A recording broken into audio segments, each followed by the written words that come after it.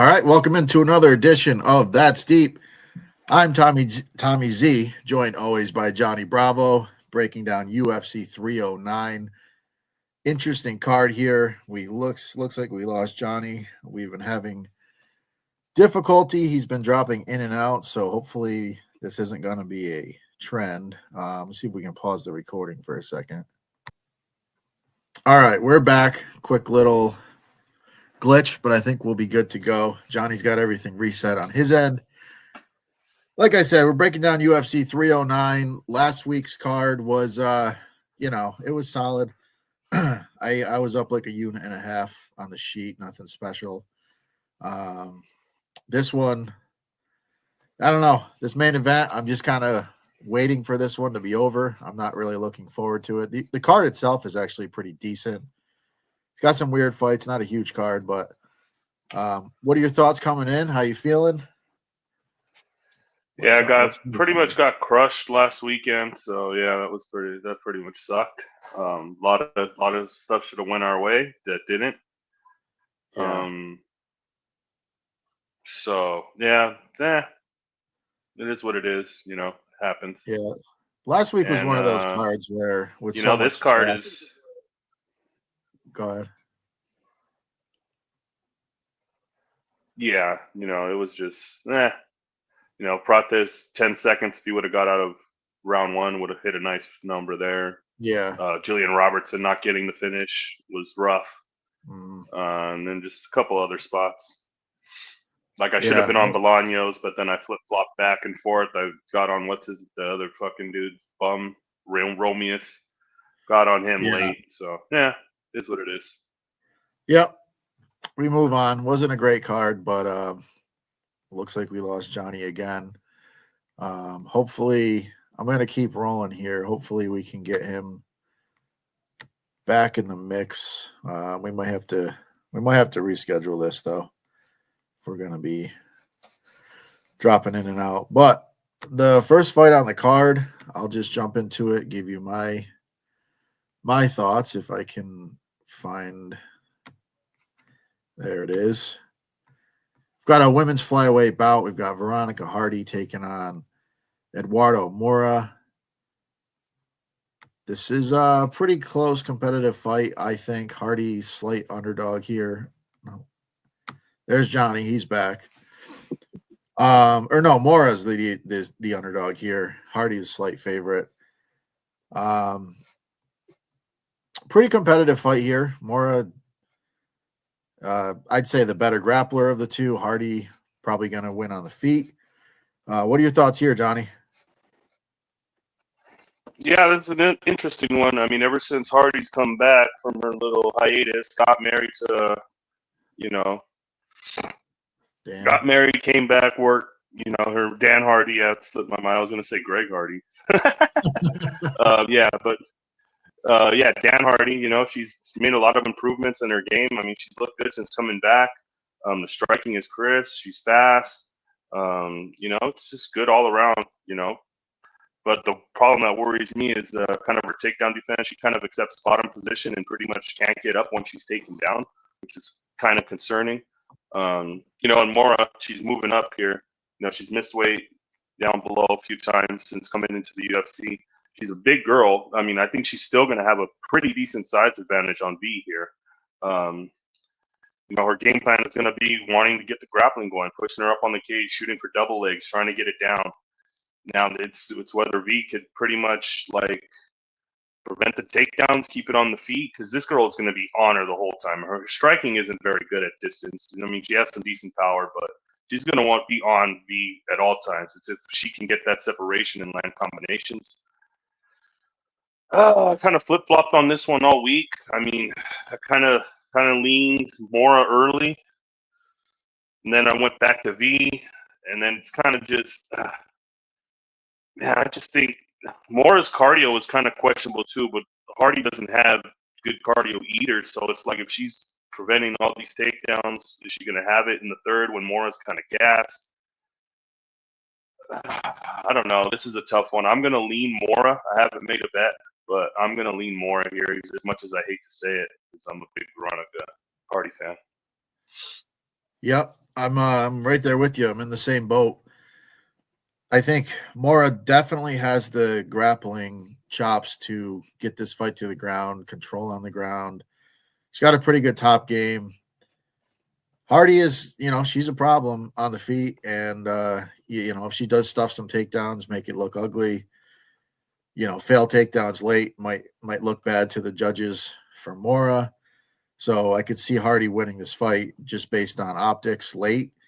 But I think Mora gets it going. I think her grappling is enough. Hardy is good. I think she's improved a lot. Her grappling's also improved since she's returned. But I think this is just a good matchup here. I think Mora has the game, and as a dog, I like the shot here. So yeah, I'm going to ride with the dog here. We're in the same boat, and we'll see what we get. Yeah, let's go. Our next fight is an interesting one. We've got a welterweight bout between Basil Hafez taking on Oban Elliott. Hafez looked really good in his debut. These guys it's funny because Hafez came in, looked really good in his debut against Jack Della Maddalena. Oban Elliott came in, looked like garbage in his debut. Just didn't look like what we thought he was going to be. And then Hafez in his second fight in the UFC, I wasn't overly impressed. Oban turned it up a little bit, looked much more polished. So two guys kind of in a similar spot, but kind of going in opposite directions. Tough to really gauge where either one of these guys is at. I do think Elliott's the more polished fighter here. But what are your thoughts on this one? Yeah, this is an interesting one. I mean, I was kind of high on Oban coming in from Contender Series, and then he had, some good work in Cage Warriors coming through. And then the Woodburn fight was just terrible. It was a Woodburn fight, right? Yeah, where he looked like complete, just bad. Like, Yeah. it wasn't the guy I was expecting, And then I fade him against Parsons, and he looks like I thought he would. I mean, he looked really good in that fight, Yep. Pretty much dominated him. I mean, completely opposite of what I thought, Yeah. He's a pretty decently well-rounded guy. I mean, he's a grappler. I think this is kind of going to be a grappler match who could get their takedowns, and both guys are going to want to grapple here. I mean, Oban, I guess, is a little bit more crisper, faster striker, but I don't know. Hafez, like you said, in the Madalena fight, he really impressed there. And then, well, not really impressed, but really he came in on short notice and went 3 rounds with JDM. So, I mean, I guess, even though he threw no volume, but he got the takedowns, and then in his next fight against Mickey Gall, I mean, he just didn't look good at all. I mean, Hafez, he's got power in his hands. Dude's looks like he's chiseled out of fucking stone. The guy's fucking ripped. Right. He's jacked.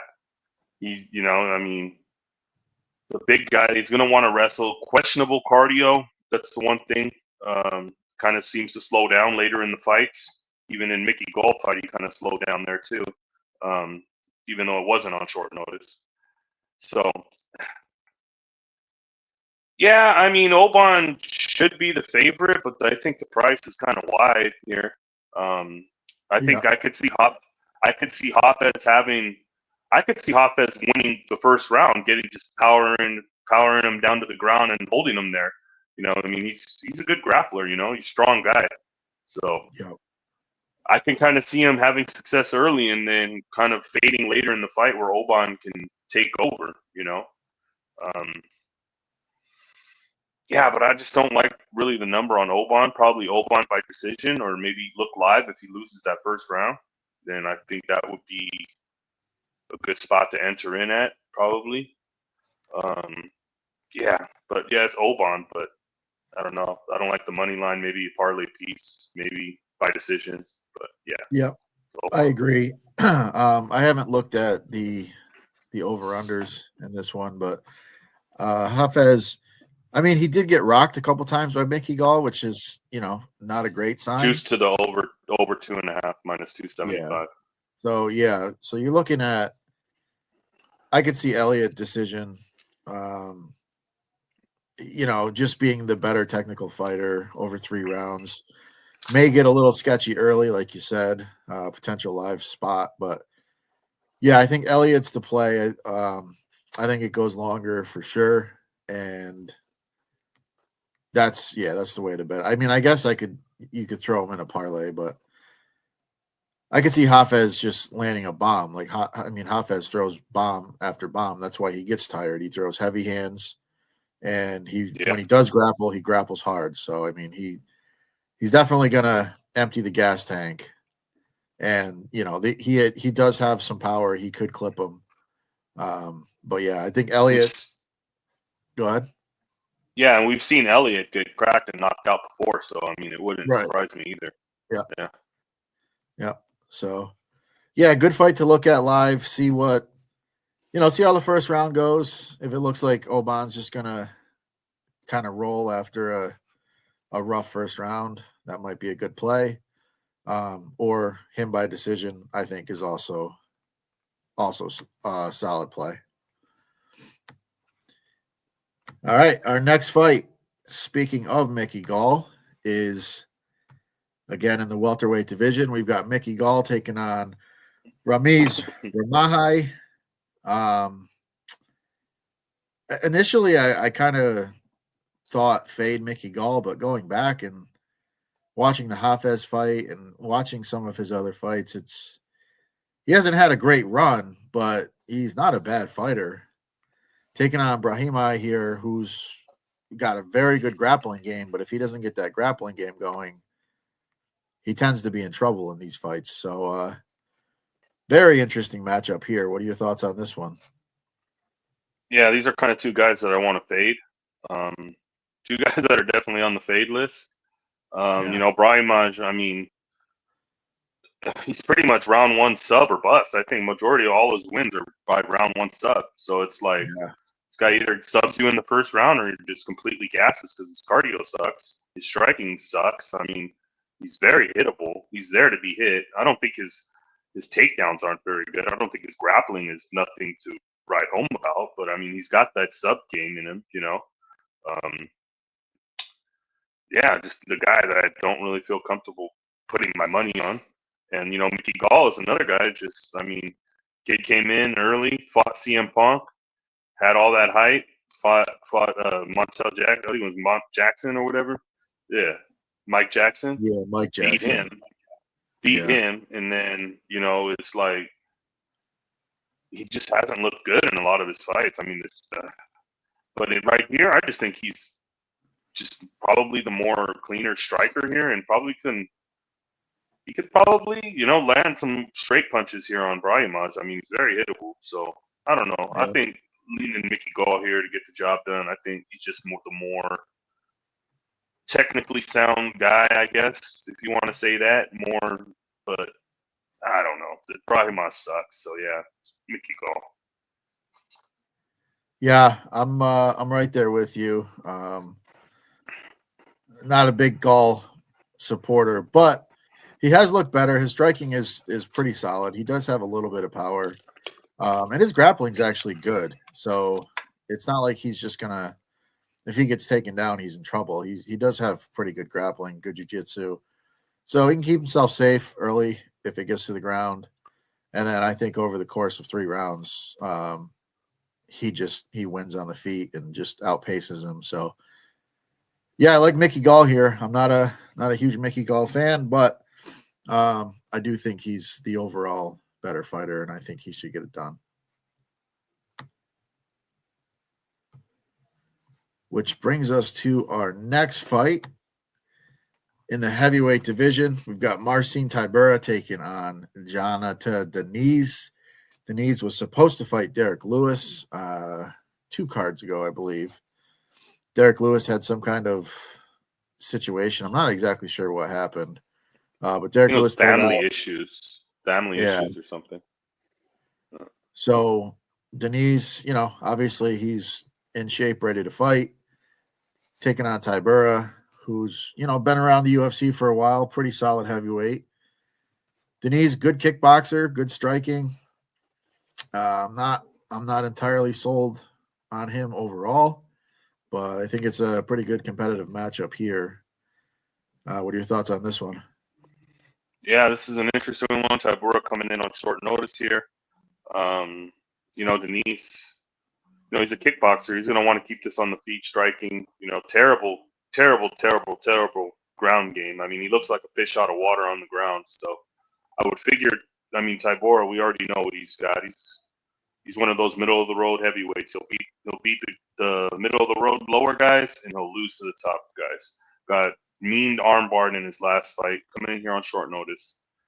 It's whether he can get his game plan going. If he can, I think if he gets a takedown, I think this is over, like quick. Yeah. I think he can get to a position and land ground and pound, or tap him, because I think Denise on the ground is just terrible. But if Tybura can't get him out of there, or maybe he gets the takedown and doesn't get the finish coming in on short notice, and maybe he gasses, I could see Denise piecing him up. Like, because if it's on the feet, I mean, it's Denise all day. So I don't know. I'm gonna lean that Tybura gets him down and gets him out of there in round one. Then it might be a live bet, maybe live betting opportunity if Tybura gets him down and doesn't finish him. Maybe gasses out because he's on short notice. It could be an entry spot where we get Denise at a good plus money number. But yeah, it's going to be Tybura. Tybura probably round one sub. But yeah, that's it. Yeah, I agree. I think Tybura, massive advantage if he gets it to the ground. Yeah, and like you said, if he gets it to the ground and doesn't do much with it, or looks like he's slowing down, Denise, I guess, could be live. I'm just not a big fan of Denise. I know he's got the kickboxing background. He's a good striker, but I don't think he's anything special. So I was pretty high on Derek Lewis. I thought that was going to be an easy spot. Not as high on Tybura, but I think Tybura gets the job done here. I just think he's just a better overall fighter.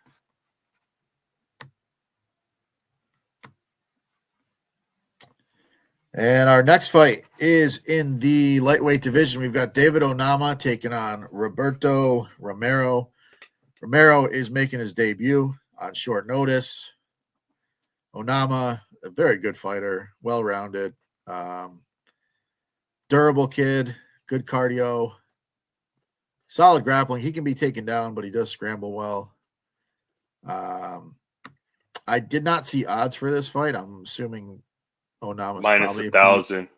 Yeah, minus okay. 1,000. I was gonna say he's probably a decent sized favorite. So yeah, that's massive. So that makes this one tough to bet. But I mean, I guess what are your thoughts? And I'm sure we're kind of on the same page here. Yeah, I did the deep dive on Romero last night when I noticed it was booked, and yeah, I mean, the kid's just all he does is seems to just walk forward with his hands down like a zombie, and just he's throwing volume, he's ripping to the body.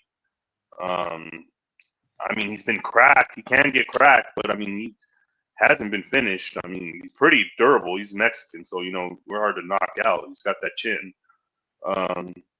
Yeah, in all of his fights, he pretty much goes to war in them. He's gonna want to. He can mix in some grappling if he can.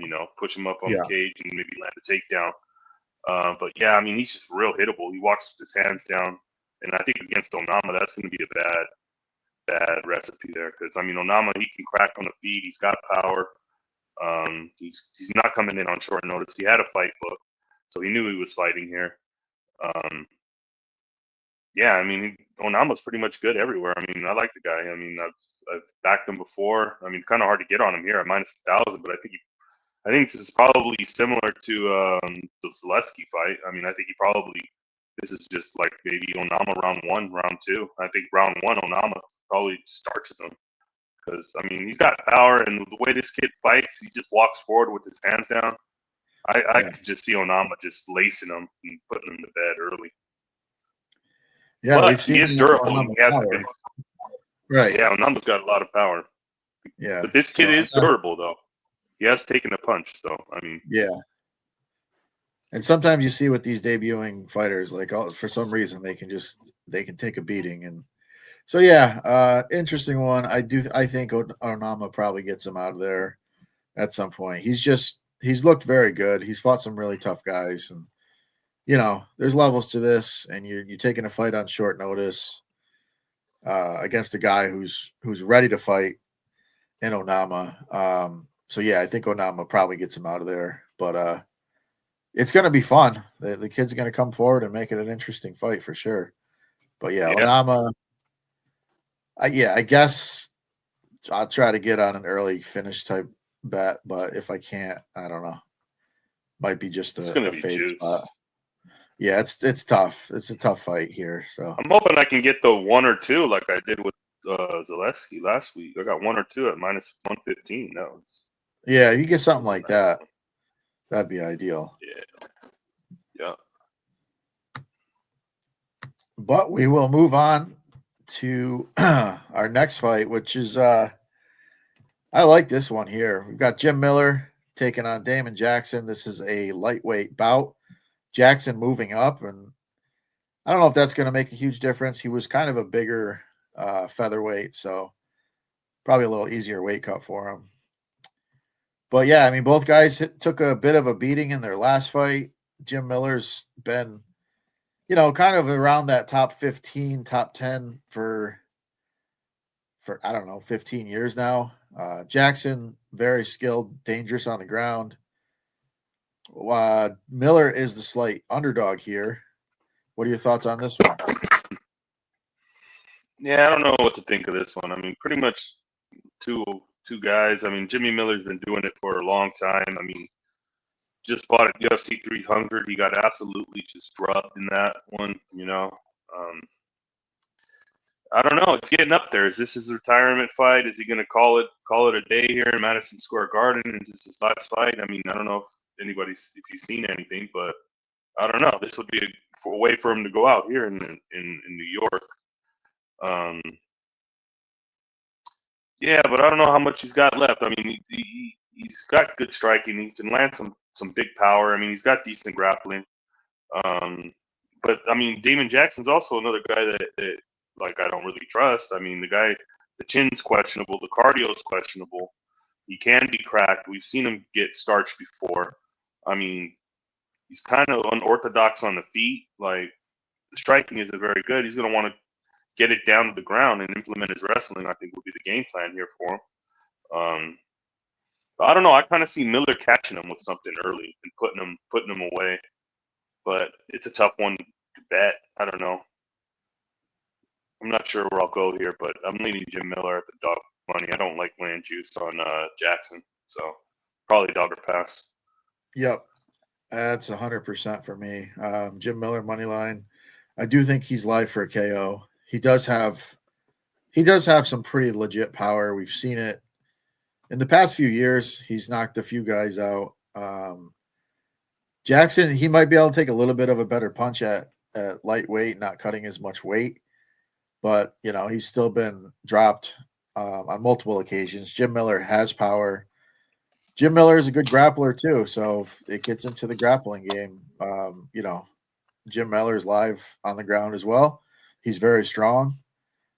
I just think as a dog here against, with two guys that are kind of questionable at this point in their career, I'll take the dog money all day. And Jackson took a beating his last fight. I mean, he did. That fight should have been stopped like 6 or 7 times. Like, that was. He got absolutely beat like a drum. Yeah. Where Jim Miller kind of had success early in the first round against Bobby Green, and then just took too much damage. Yeah. Bobby Green.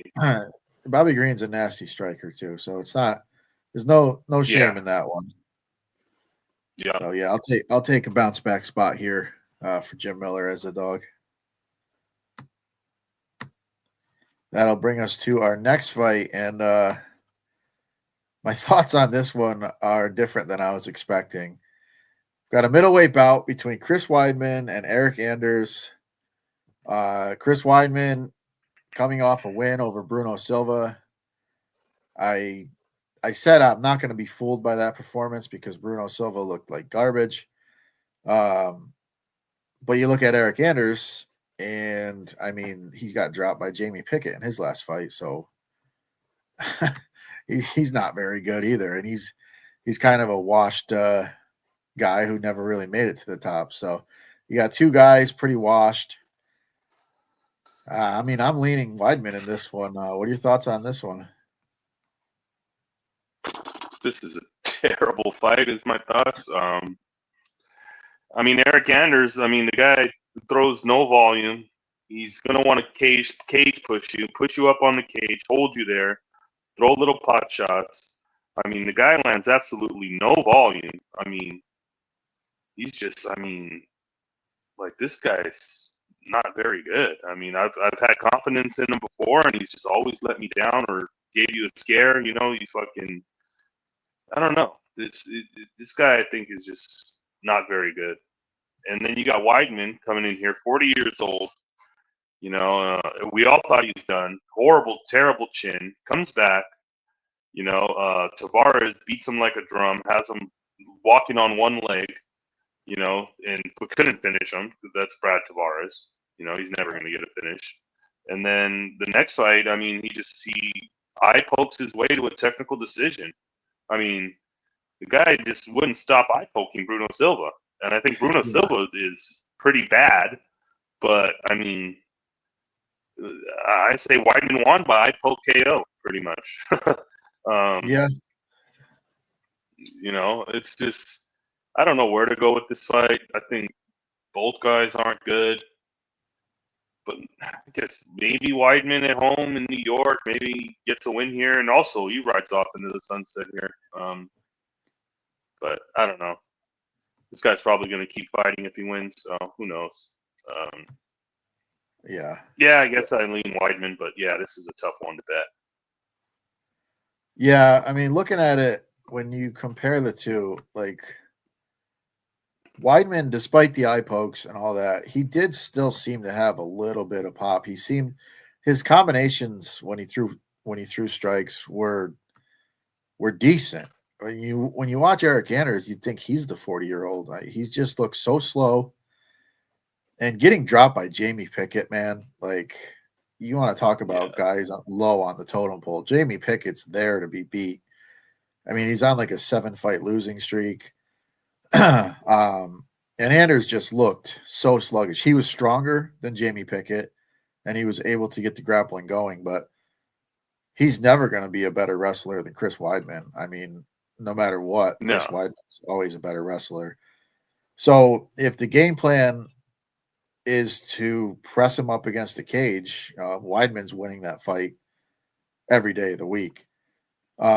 Anders definitely has power, and if he comes out throwing bombs and looks to put him out with punches, and he could touch him. We have the new gloves, or the old gloves are back. So I mean, yeah. So if he comes out and says, you know, I can't grapple this guy, I got to get him out of there, I could see him clipping Weidman. But then again, I mean, I could see Weidman clipping him too. Jamie Pickett did. I mean, I'll keep going back to it. If Jamie Pickett can drop the dude, Chris Weidman can too. So yeah, I just think Weidman, you know, they're both pretty cooked, but I think Weidman's just a better fighter. And as the underdog again, I'll take my shot on Weidman.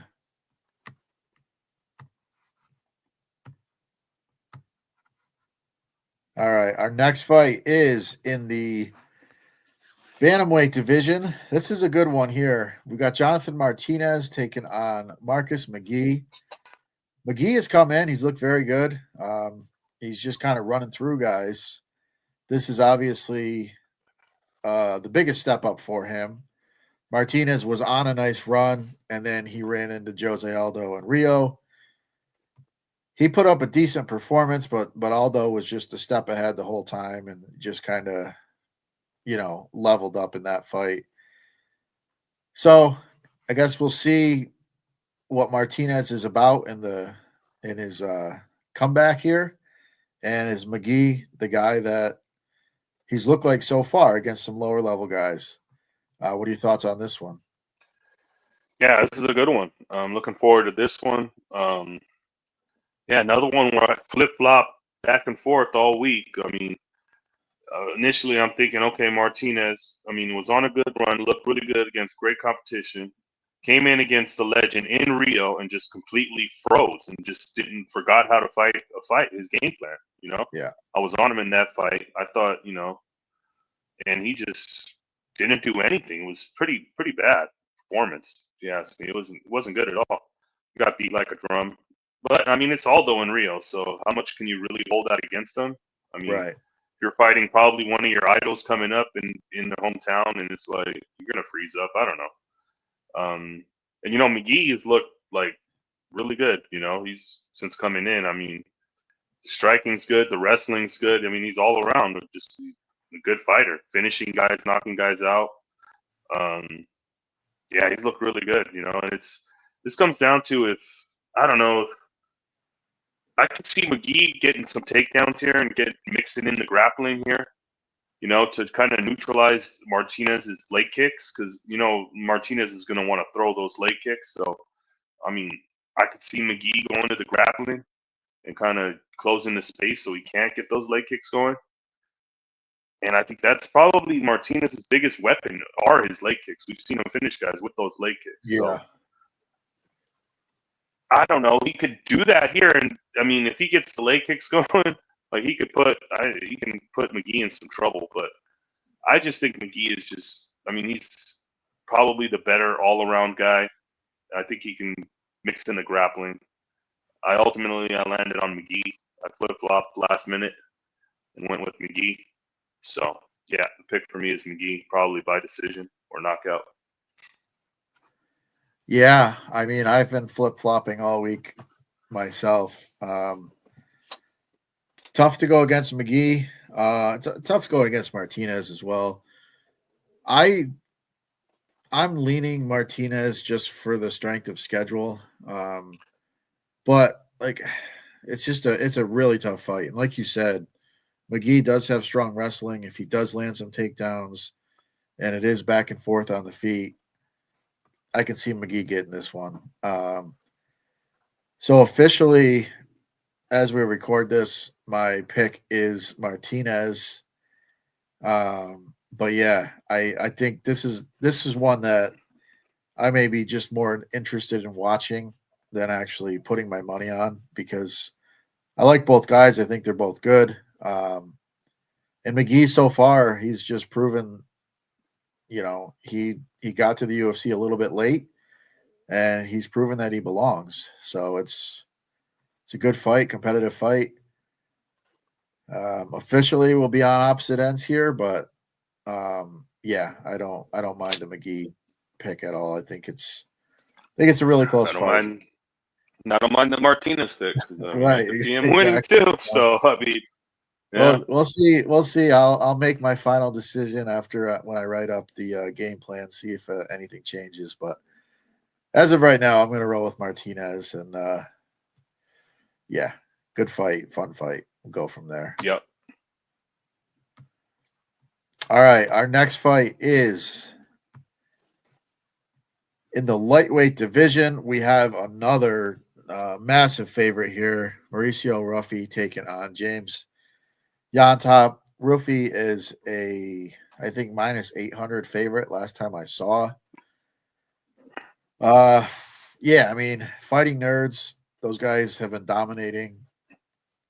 I think he probably wins by knockout here, even though Yontop's never been knocked out. I think this could be the first time. What are your thoughts here? Yeah, Hoofy, fighting nerds, big favorite. I mean, especially, he's going to get juiced after last week. He brought this, had a great performance. Yeah. And Rufi, I mean, he's got power in his hands. All his wins are by knockout. He doesn't go to decision. So I mean, old gloves are back. You know, Lontop is a tough guy though. I mean, he can take some damage, and he's got good cardio. We don't know if can Hoofy go a hard 3 rounds. We haven't really seen that, so it's like I mean, minus 800. I mean, you're probably gonna have to take a shot and maybe like a KO 2 or 3 and hope Top can survive that first round. Which I think, I mean, he hasn't been knocked out before, so I mean, Yeah. I'm thinking he can get it later into the fight and just Hoofy and like finally lands that knockout blow like in round 2. Yeah. But yeah, I mean, it's Hoofy, it's Hoofy knockout, but it's like it's probably going to be like minus 300 by knockout. So you're going to have to get creative and pick a round or something, you know. Well, I actually I put a bet on the sheet. His knockout is minus 150. Oh, I okay. tied that to John Jones money line, got it down to minus 108. That's the only bet I've picked. The only bet I've made this week. But minus 150, I just think it's a good number. And the one time we did see him in the third round was on the Contender Series. I think that might have been the only time he fought into the third round, and he put a pace on. I can't say the guy's name. He was a Russian who was favored over Rufi, and up to that point he was fighting well, but Rufi just put a pace on him in the third round, and that's why I like the knockout here because Top is kind of sloppy. He is tough. He is durable, but if he goes through, Rufi's got big power to begin with. If he takes a lot of shots, and then in that third round, Rufi's still coming forward. I just think at some point he finds a way to get him out of there. And at minus 150 for the knockout on a minus 800, that was tough to pass up. Yeah, that's not bad. It's not bad at all. I don't mind that. Yeah, so I mean, I paired it to Jones. We'll get into the Jones fight in a little bit, but I'm pretty confident. Minus 150. Yeah. Pretty confident in Jones. So getting it to almost even money was good enough for me. But we will move on. Another competitive fight here. Good fight. We've got Viviane Araújo taking on Karine Silva. This is a women's flyweight bout. Silva is like a minus 250 favorite, which is a little long here, but I don't know. I mean, I think she's just slightly better than Araújo everywhere, and I guess that price is probably justified, but it is going to be a competitive one. What are your thoughts here? Yeah, this is an interesting one. I mean, Silva, she's coming in. I mean, she's looked great. I mean, she's looked like a straight killer. She's finishing these girls. She's putting them away. Sub game is pretty good. I mean, the wrestling is good. I mean, striking, it's okay, but I mean, she's got some pop in her hands. Yeah, pretty much a good all-around fighter. I'm high on this girl. She's made me money in the past. She's a good fighter. And then Araujo's kind of one of these girls that is just like another one of these middle-of-the-road girls. I mean, she's talented. I mean, she's got good takedown defense, decent striking. She's got some good wrestling of her own. Yeah, but I mean, it's just I think Karine Silva is that bitch. I mean, I think she's fucking good. Like, I think she's probably gonna take her down. Even though I mean, Araujo's takedown defense is good, but I mean, if Karine Silva can get it down, she can find the sub here. I think she probably finishes her. So yeah, Karine Silva by sub is what I'll be looking at. Yeah, like her. Yep, I agree. Like I said, I do think it's got the potential to be competitive, but I think Silva. Now, yeah. If Araujo can stuff some takedowns, I mean, she's definitely going to make this interesting, So, yeah. If it's on the feet, I think it's pretty competitive. My main thought was Araujo, she's probably going to make it tough to get the takedowns, but she has slowed down in the past. Her cardio's looked better recently, but she's kind of been leading the dance in the grappling department.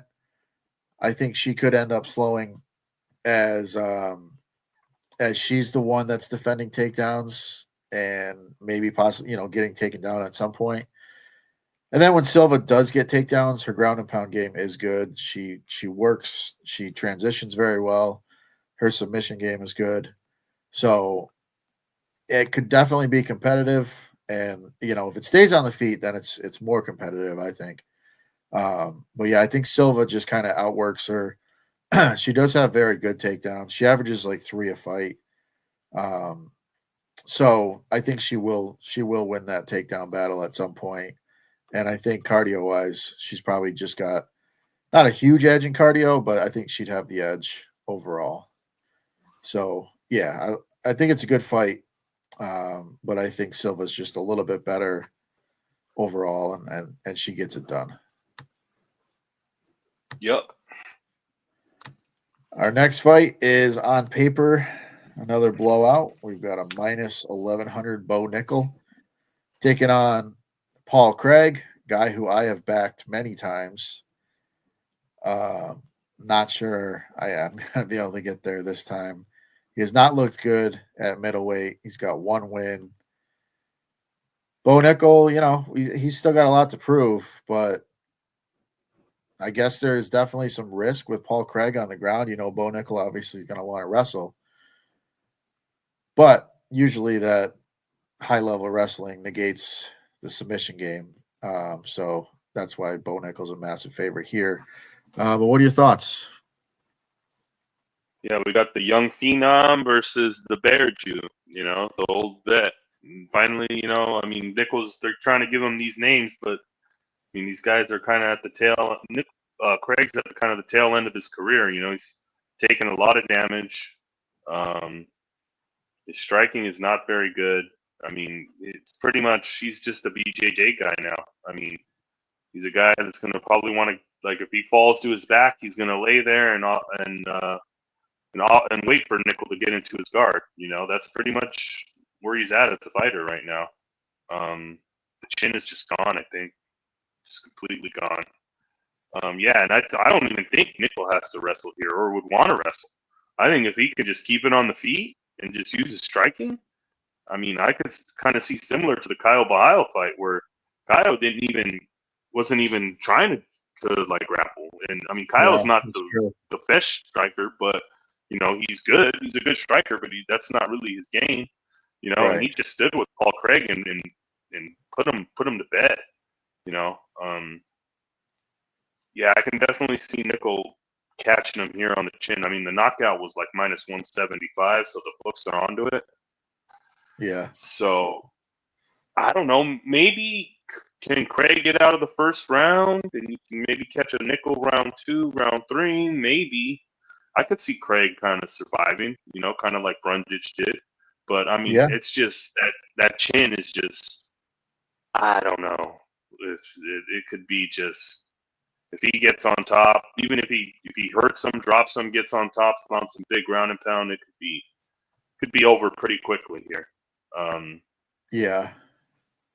Yeah, but Craig, he looks like he's in good shape. He looks decent, from what I've seen from the embeddeds and stuff. But yeah, I just think this is Nickel. Nickel by knockout. Maybe try to catch a round 2, round 3 knockout at a good number because round 1's going to be juiced. So Yeah. yeah, the only way I can see to make money here is maybe fade that first round and try to get later in like the second or third and maybe catch a finish there. But yeah, I definitely think it's Bo Nickel inside the distance. I don't think that's a bad parlay piece either. Bo Nickel inside the distance, I think it's a pretty good parlay piece too. So Yeah. Hard to believe they go 3 rounds. yeah, especially we got the old gloves back, so Yeah. hopefully those will bring some exciting finishes here. But Yeah. yeah, I think it's nickel all day. The only thing that would worry you is if Paul Craig, we've seen him do it before, Ankalaev, Jamal Hill. He just catches you in something. You know what I mean? Yeah, I saw I his could sub see line him. was like plus 800. I was like, yeah, maybe just throw a little something on that. Yeah, maybe he meme subs Bo Nickel. Imagine that he meme subs Bo Nickel. Bo Nickel jumps into his guard and he grabs a triangle and puts him out. That would be pretty hilarious. But yeah. Yeah, but I'm with you. Bo Nickel probably, probably somewhat early in the fight. Yeah, and if you want to throw something on Craig Sub, just for shits and giggles, plus 800. It's if you hit it, you hit it. But yeah, Yeah. I think Bo probably, like you said, Bo's not a great striker yet, but he does have good power in his hands, and he could definitely catch Craig with something for sure. Oh yeah. I mean, you don't have to be a great striker to find that glass Right. chin. Exactly.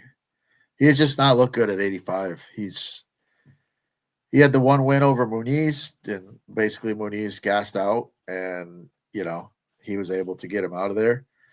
But other than that, it just hasn't been a good run for Craig at 185.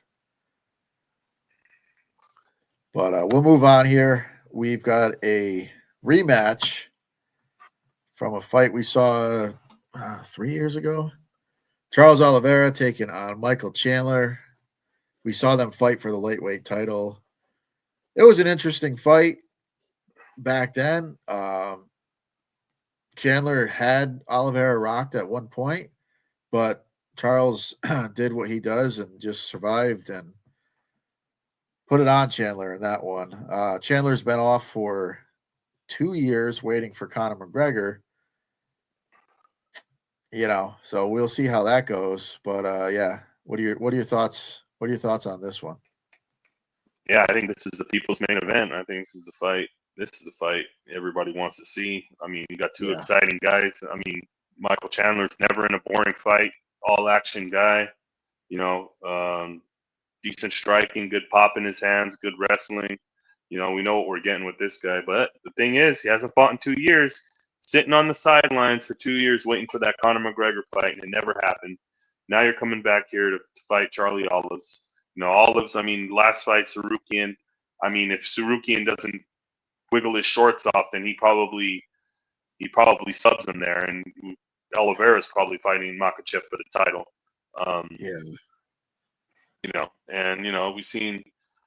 I mean, the last fight was just a car crash, pretty much. I mean, you've seen Oliveira had his back, and then Chandler slams him, gets back up, hurts Oliveira, drops him, almost finishes him, pretty much 10-8s him, and then you go the start of round two, and then I mean you could see Chandler's kind of little bit tired, and then Oliveira just boom bang puts him out quick in the second. yeah, I think this is going to be. I mean, I got questions about Chandler's cardio. I mean, I think he looks kind of like tired later in the fights. I mean, he does all have all that muscle, so that does take a lot of energy. When you're ripped like that. Um, yeah, and I don't know how is he going to look after 2 years off. He hasn't fought. You know, yeah, I think this is going to be. I mean, I have a Charlie Olives ticket at like plus 185. They bet US hung a crazy line, opening line. wow, I bet that, so I'm on that already. So that's I like. crazy. I mean, I like Charles Oliveira to win the fight. Yeah, so I think it's Charlie Olives. Charlie Olives probably finishes him here. I think it's probably going to be another car crash where Oliveira might have to weather a little storm in that first round, but I think eventually he finds something on Chandler, whether it's a sub or he catches him again and puts him away.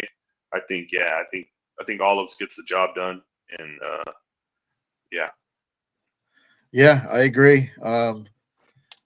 You've always got to survive a bit of a storm when it comes to Chandler, but I just think Oliveira is just overall the better fighter. He's been more active. Like you said, man, he really was Sarukian shorts away from winning that fight, and I just think Oliveira is just. I just think he's great. I think he's as good as it gets. He's the elite of the elite in this division. He's competitive with anybody, and yeah, I just think Chandler's style outside of catching Oliveira was something big and putting him away. I think the style works well for Oliveira because he can get his back, he can get into position, he can hit him. There's so many different ways Oliveira can win this fight. we've seen it already. Yeah, and I think at some point he gets Chandler out of there within the first couple of rounds. And all right, so that's going to bring us to our main event, which I just had up and clicked off the page. Main event that a fight that most of us were not looking forward to. If I can find it here, hold on one second. We're getting there. But we got Jon Jones trying to get that legacy fight, taking on Stipe, whose last fight was a loss, knockout loss to Francis 3 years ago. What are your thoughts on this one? Yeah, I don't really know what to expect from this one. This isn't the fight. Nobody wants to see this. If people want to see the Aspinall Jones, but Jones doesn't seem to be interested in wanting to fight Aspinall. So here we go. We get old man Stipe out the fire department, 43 years old, coming out of the firehouse. What to expect from this guy? I don't know. The guy's probably the greatest heavyweight, UFC heavyweight of all time. You know what I mean? So it's like 43 years old, coming off getting knocked out by Ngannou. It's like you don't know what Stipe are we gonna get? Is this guy gonna be just completely done and cooked? Or like is he gonna still have a little bit of fight in him, Because he didn't look too bad in the Ngannou fight. He kind of, he looked decent, but that was almost 4 years ago. So it's like and it's crazy, And then Jon Jones too, inactive, he came back, fought Cyril Gane, which I thought that fight there was something going on there, man. That guy would just tap so quick, dude. Like he must have just panicked and got scared or something and just panic tapped. Like it was crazy, And then these guys were supposed to fight a year ago exactly almost, and Jones gets hurt in training, So it's like the run before Gane was all decision wins and questionable wins. Dominic Reyes, I thought he lost. I thought Thiago Santos was a pretty close fight. Anthony Smith, he probably should have lost if Anthony Smith would have took the easy way out. So it's like, all right, we've seen a little bit of decline in Jones. He goes up to heavyweight. He looks like a stud. Now he's minus 700. Probably rightfully so against Stipe. He should be the favorite and a big favorite. Right. But I don't know. It's going to depend on Stipe if he can make it competitive. I don't know. I don't see Jones as this big finisher. Maybe he can get in a dominant position and finish Stipe. But I can see this just being a terrible fight where it goes 5 rounds and Jon Jones wins a decision.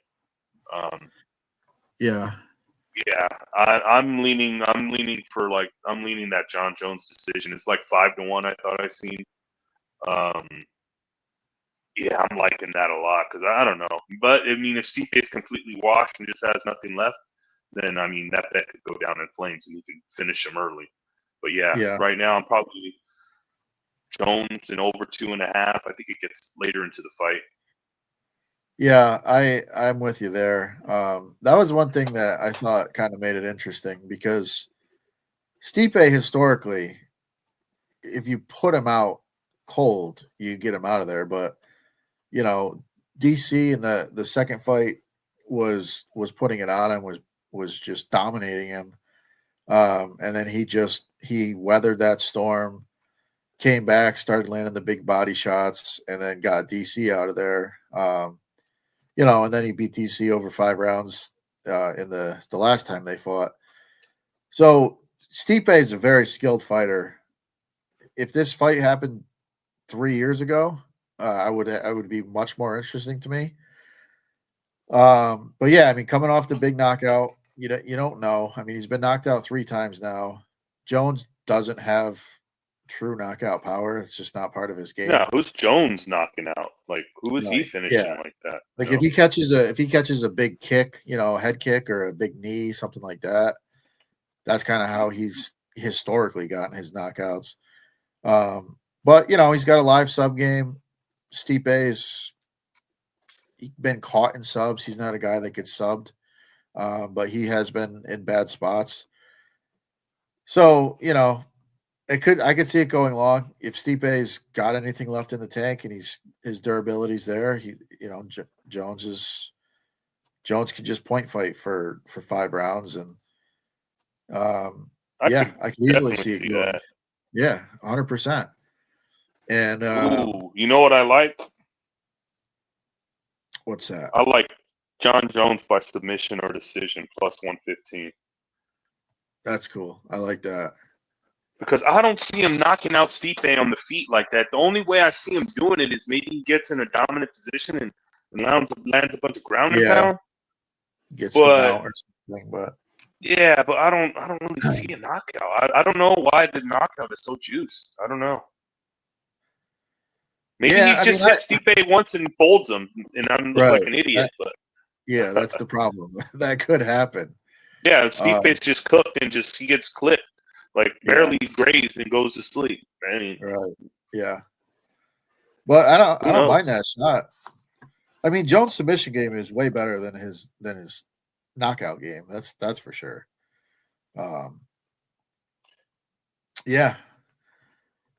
So the more we talk about it, I guess the more it seems like an interesting fight. I mean, I don't really think it's competitive, but I think it's Jones all day. Like I said, I bet Jones with the knockout. So hopefully Roofy gets the knockout, and I just have a near even money win ticket on Jones. And